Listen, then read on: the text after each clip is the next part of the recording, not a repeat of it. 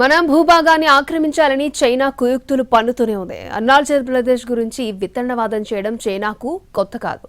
తాజాగా చైనా వేసినట్టుగా భావిస్తున్న పెయింటింగ్ గుర్తులు చర్చకు తెరలేపాయి.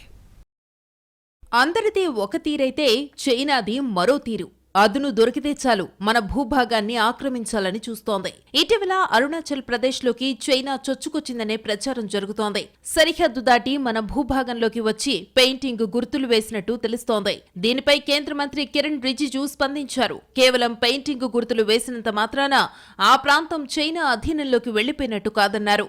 భారత్ చైనాల మధ్య స్పష్టంగా నిర్ధారించలేని ప్రాంతాలలో ఇరు దేశాల బలగాలు గస్తీ కొనసాగుతోంది. కొన్నిసార్లు చైనా బలగాలు పరిధి దాటి వస్తున్నాయని తెలిపారు కిరణ్ రిజిజు.